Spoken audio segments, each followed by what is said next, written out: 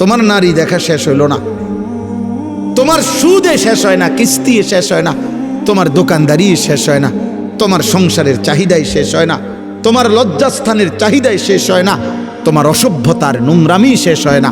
হায় নাফরমান, একদিন শেষ হবে, সেদিন যেদিন তোর মুখের উপরে কবরের মাটি ফেলব। দুনিয়া তোকে একদিন মাটি মারবে, মাটি। তোর নাতি তোকে একদিন মাটি মারবে, কবরের মাটি ছুড়বে। আল্লাহ নবী সাল্লাল্লাহু আলাইহি সাল্লাম বলছেন, লা ইয়ামলা আফাহু ইল্লা তুরাব। আল্লাহ তাআলা বলছে, দুনিয়া লুভির মুখ পূর্ণ হবে না কোনোদিন মাটি ছাড়া, মাটি। ওর মুখে মাটি মারবা, কবরের মাটি, কবরের মাটি।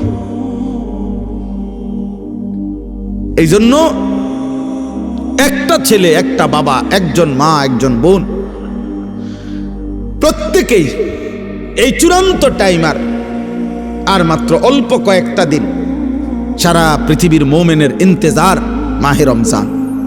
এই মুহূর্তে, এই মুহূর্তে যাদের আখেরাত দরকার, যাদের আখেরাত দরকার, যাদের জাহান্নাম থেকে মুক্তি দরকার, যাদের জান্নাত দরকার, আল্লাহর সন্তুষ্টি দরকার, খোদার কসম, তাদের জন্য 12 তারিখ খুব ফ্যাক্ট কিছু না।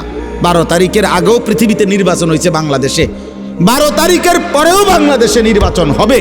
12 তারিখে যারাই নির্বাচিত হবে 5 বছরের মেয়াদেই নির্বাচিত হবে। অতএব এটা খুব মারাত্মক ভয়ঙ্কর কিছু, আহামরি কিচ্ছু এমন কিছু না। এটা চলমান একটি প্রক্রিয়া। এভাবে নির্বাচন আগেও হয়েছে, এখনো হবে, সামনেও হবে। আহামরি কিচ্ছু না, এটার একবারে আসমান নামাই এলাউনের কিছু না, জমিন আলগি দিয়ে এলাউনেরও কিছু না। কিন্তু আল্লাহ তাআলা বলছে, এই সৃষ্টির সবচেয়ে বড় ঘটনা 12 তারিখ নির্বাচনের ঘটনা না। আল্লাহ বলছে, ইজা ওয়াকাতিল ওয়াকিয়া, সবচেয়ে বড় ঘটনা হলো বান্দা, এই গোটা সৃষ্টি আমি আল্লাহ একদিন ধ্বংস করে দেব, হাসরের মাঠ কায়েম করব। এটাই হলো সবচেয়ে বড় ঘটনা। কোরআনে আল্লাহ বলছে ওইটা বড় ঘটনা। সেদিন কি হবে, সেদিন কি হবে? ফাইদা বারিকাল বাসার ওয়া জুমিআ আশ-শামসু ওয়াল কামার।